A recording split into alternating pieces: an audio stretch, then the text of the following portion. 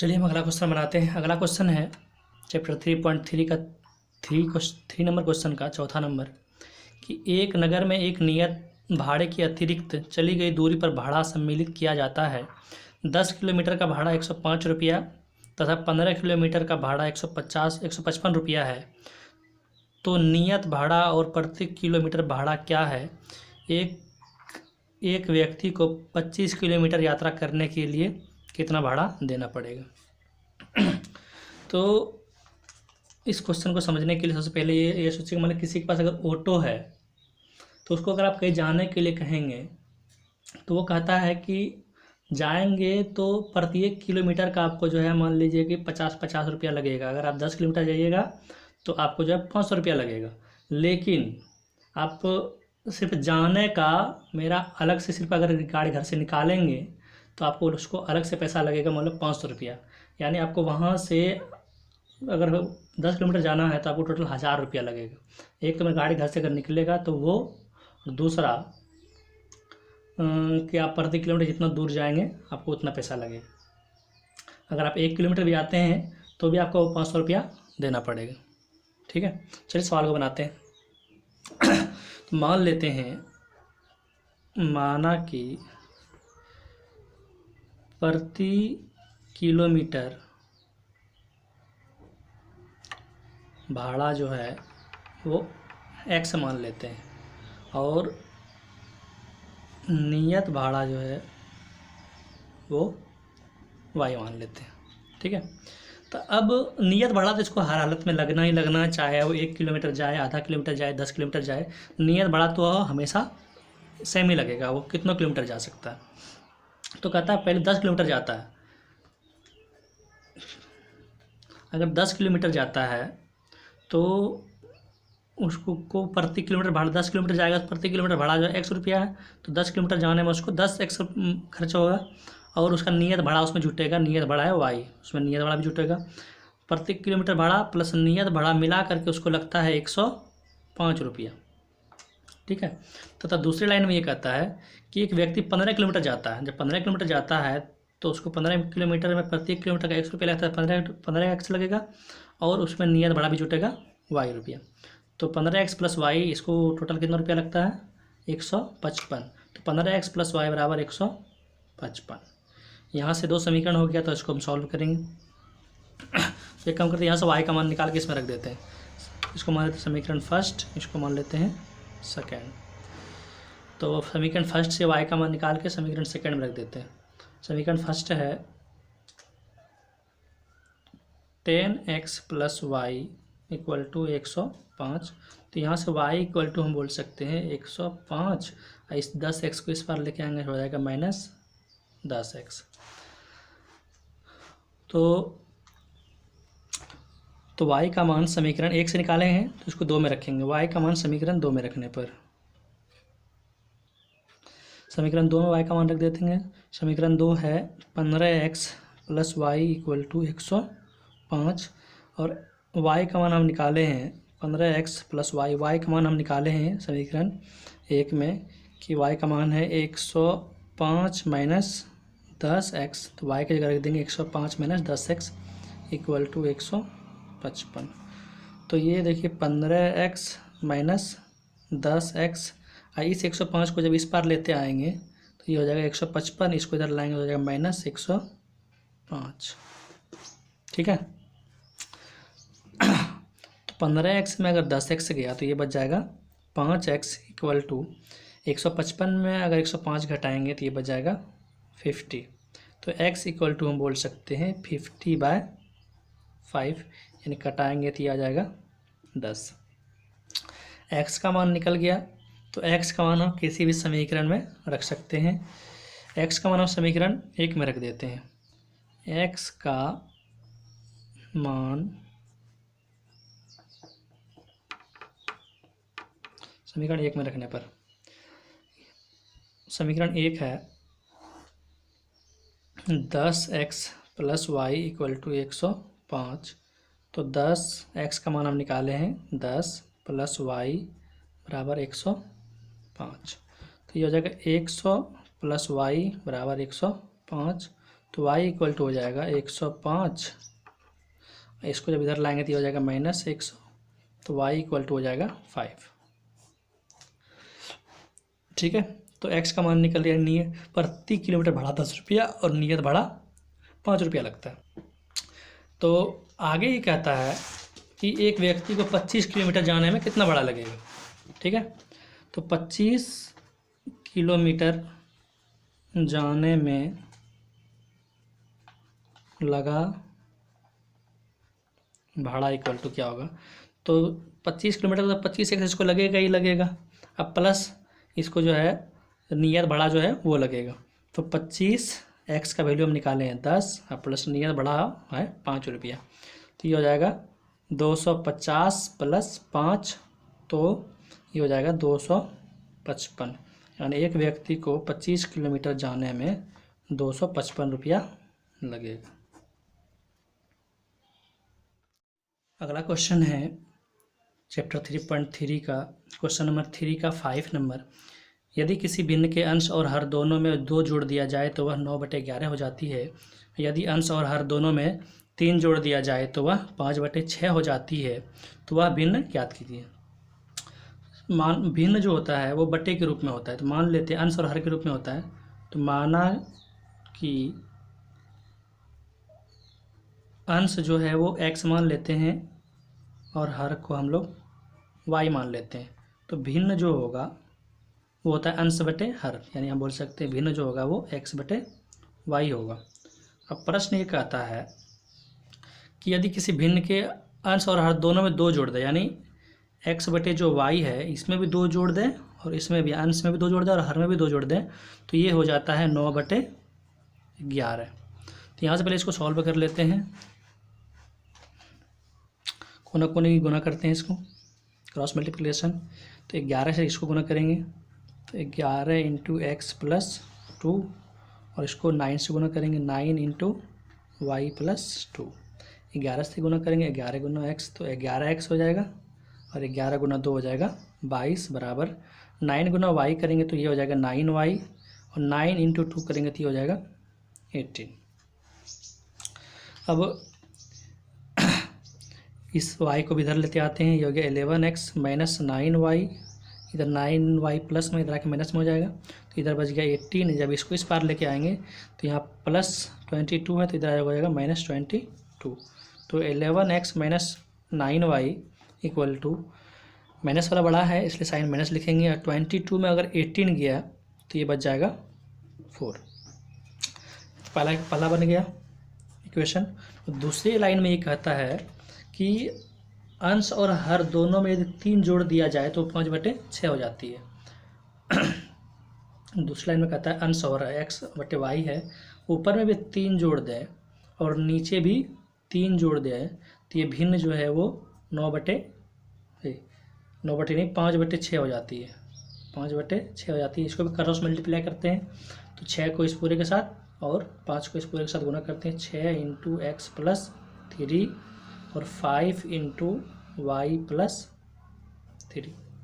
तो 6 से अगर इसको मल्टीप्लाई करेंगे तो हो जाएगा 6x प्लस 6 इंटू 3 हो जाएगा 18 और 5 इंटू वाई हो जाएगा 5y प्लस 5 इंटू 3 हो जाएगा 15। अब एक्स वाई को एक तरफ लाते हैं, 6x इसको इधर लाएंगे तो हो जाएगा माइनस 5y, तो इधर बच गया प्लस 15। इसको इस पार लेके आएंगे तो यहाँ अगर प्लस 18 है तो इधर आकर हो जाएगा माइनस 18। तो ये हो गया 6x minus 5y equal to minus 3। तो एक काम करते हैं, यहाँ से x का वैल्यू निकाल के समीकरण, इसको मान लेते हैं समीकरण फर्स्ट, इसको मान लेते हैं सेकंड और इस वाले को मान लेते हैं फर्स्ट। तो सेकेंड का निकाल के फर्स्ट में रख देते हैं। यहाँ से अगर x का वैल्यू हम निकालेंगे तो ये होगा 6x equal to minus 3 plus 5y, तो x इक्वल टू बोल सकते हैं माइनस 3 प्लस 5y और यह 6 जो है नीचे आ जाएगा। तो इस x का वैल्यू समीकरण 1 में रख देते हैं।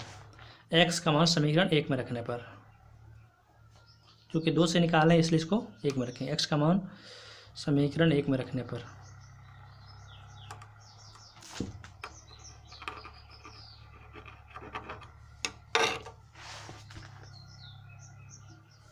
समीकरण 1 में रख देंगे एक्स का वैल्यू।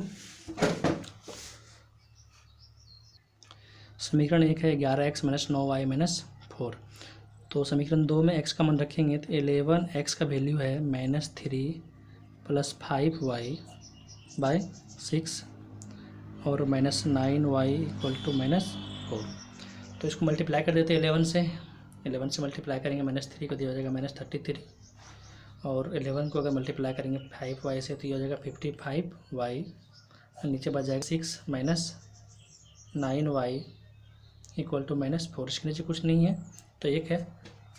इसको क्रॉस मल्टीप्लाई कर जैसे बताए थे भिन्न का जोड़ घटाव बनाने के लिए वैसे बनाना है। इसको इसके साथ गुना करना है, नीचे वाले को नीचे वाले के साथ गुना करना है और इसको इसके साथ और नीचे वाले को नीचे वाले के साथ। एक से इसको गुना करेंगे तो वही हो जाएगा -33 + 55 - 9y × 6 करेंगे तो हो जाएगा 54y / 6 = -4। तो अब इसको भी क्रॉस मल्टीप्लाई कर देते हैं। ये दोनों एक ही है तो ये प्लस में ये माइनस में दोनों साइड अलग अलग घटेगा। 55 में अगर 4 घटेगा तो बच जाएगा 1y -33 + 1 तो लिखते नहीं इसलिए y लिखेंगे y / 6 = -4/1। क्रॉस मल्टीप्लाई कर देते हैं तो -33 + y = -24। 4 × 6 करेंगे तो हो जाएगा 24। अब y = हो जाएगा -24, इसको इधर लेके आएंगे तो प्लस हो जाएगा 33। तो y = प्लस वाला ज़्यादा बड़ा इसलिए साइन प्लस में होगा, प्लस लिखते नहीं है शुरू में। 33 में अगर जाएगा 24 तो ये बच जाएगा 9, तो y का मान हो गया 9। तो y का मान किसी भी समीकरण में रख दो आप। तो y का मान लेते हैं कि समीकरण 1 में रख देते हैं या 2 में रख देते हैं या फिर यहीं पर रख देते हैं y का मान इस समय यहाँ पे रख देते हैं। y का मान समीकरण यहाँ x यहाँ y का मान यहाँ रखने पर इसको मान लेते हैं 3 में। आप कहीं भी रख सकते हैं, 1 में 2 में कहीं भी रख सकते हो y का मान, तो वहाँ से x का मान निकल जाएगा। तो x बराबर था -3 × 5y / 6। तो x = -3 × 5, y का मान हम निकाले हैं 9/6। तो x = हो जाएगा -3 + 45/6।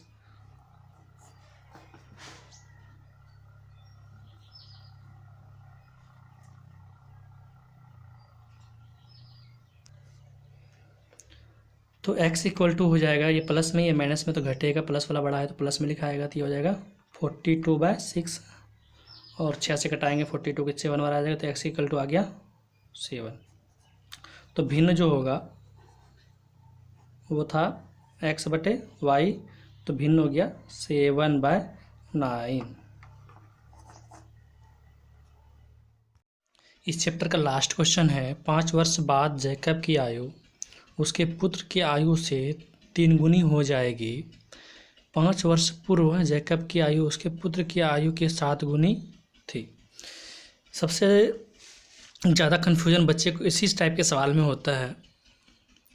चलिए आज ये सवाल बनाते हैं, देखते हैं कैसा रहता है। तो मान लीजिए इस टाइप के सवाल में सबसे पहले जो मानेंगे दोनों की आयु वर्तमान लिखेंगे, वर्तमान में यानी अभी। माना कि जैकब का वर्तमान आयु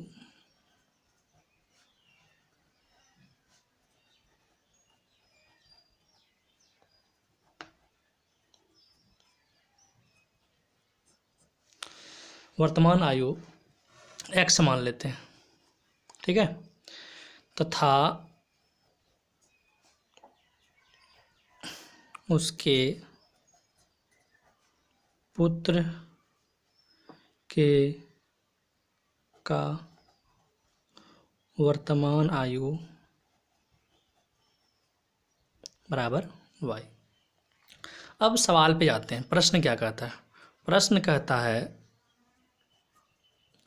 5 वर्ष बाद जैकब की आयु उसके पुत्र की आयु से 3 गुनी हो जाएगी। अभी ये जो माने हैं हम x, ये माने हैं अभी का वर्तमान आयु उसका कितना है, अभी इसका उम्र कितना है। तो 5 वर्ष अगर बाद की बात करें तो 5 वर्ष बाद अभी अगर इसका उम्र x है तो 5 वर्ष बाद अभी की उम्र में उतना जुड़ जाएगा। अगर अभी जैकब की आयु x है तो 5 वर्ष बाद हो जाएगा x + 5। तो 5 वर्ष बाद जैकब की जो आयु है वो x + 5 हो जाएगी। ऐसा नहीं सिर्फ जैकब का ही बढ़ेगा, उसके बेटे का भी बढ़ेगा, इसलिए उसके 5 वर्ष बाद उसके बेटे का उम्र हो जाएगा y + 3। यहाँ पे जैकब ये कहता है कि 5 वर्ष बाद जो है मेरी उम्र जो है मेरे पुत्र की उम्र की 3 गुनी हो जाएगी। तो कहता है कि जैकब की आयु जो है 5 साल बाद वो है x + 5। ये उसके पुत्र की उम्र का, उसका पुत्र का उम्र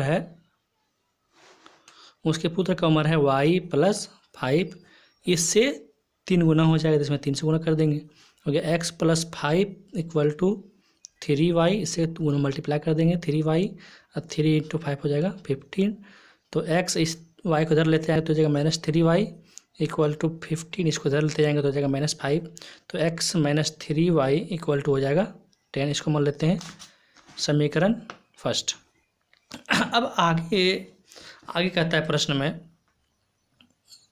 कि आज से 5 वर्ष पूर्व, अगर 5 वर्ष पूर्व की बात करें तो 5 वर्ष पूर्व जैकब की आयु क्या होगी? 5 वर्ष पूर्व जैकब की आयु होगी x - 5, क्योंकि अभी वर्तमान में जितना है उससे 5 साल कम होगा। तो जब उसका 5 साल पहले इतना उम्र है तो उसके बेटे का भी 5 साल पहले जो इतना वर्तमान उम्र है उसमें 5 साल कम होगा। तो उसके पुत्र का जो वर्तमान उम्र है y, तो 5 साल पहले उसका उम्र होगा y - 5। 5 साल पहले उसके पुत्र का भी उम्र होगा y - 5 और 5 साल पहले जैकब का उम्र होगा x - 5। अब यहाँ पे कहता है कि 5 साल पहले मैं अपने पुत्र का 7 गुना था, उम्र का 7 गुना था। तो 5 साल पहले जो था जैकब का उम्र था वो x - 5 और उस समय उसके पुत्र का उम्र था y - 5।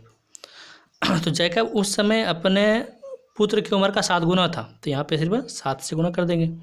तो x - 5 = 7y - 35। तो x y को एक तरफ लेते आते हैं, x - 7y हो जाएगा, यहाँ +y है, +7y है, इधर -7y = -35। इसको जब इधर लेते आएंगे तो ये हो जाएगा +5। तो x - 7y = माइनस वाला ज़्यादा बड़ा है इसलिए दोनों का साइन अलग अलग है, माइनस वाला बड़ा है इसलिए माइनस साइन लिखेंगे। 35 में से 5 जाएगा तो बचाएगा 30। तो इसको मान लेंगे समीकरण सेकेंड और फर्स्ट और सेकेंड को सॉल्व कर लेते हैं। समीकरण फर्स्ट आया था x - 3y = 10। यहाँ से x का वैल्यू निकालो तो x = हो जाएगा 10 + 3y और इसको समीकरण x का वैल्यू समीकरण 2 में रख देते हैं। x का मान 2 में रखने पर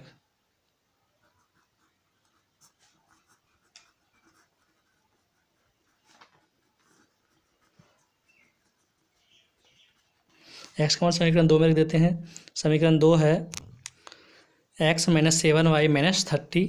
तो x की जगह यहाँ पे लिखेंगे 10 + 3y - 7y = -13। तो 10 - 4y = हो जाएगा -30। तो -4y = हो जाएगा -30। इसको इधर लेके आएंगे तो ये भी हो जाएगा माइनस में 10। तो -4y = हो जाएगा -40। तो y = -40/-4। तो माइनस माइनस कैंसिल हो जाएगा, 4 से कटाएंगे तो हो जाएगा 10। तो y = हो गया 10। अब y का वैल्यू किसी भी समीकरण में रख देते हैं। तो y का मान समीकरण 1 में रख देते हैं।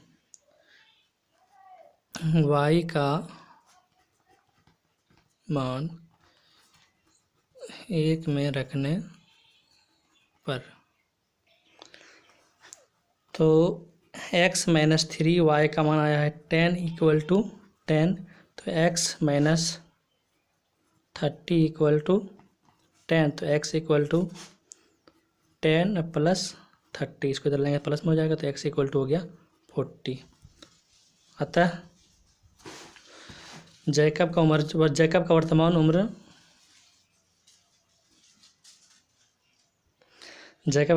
हो गया 40 और उसके पुत्र का वर्तमान उम्र हो गया 10।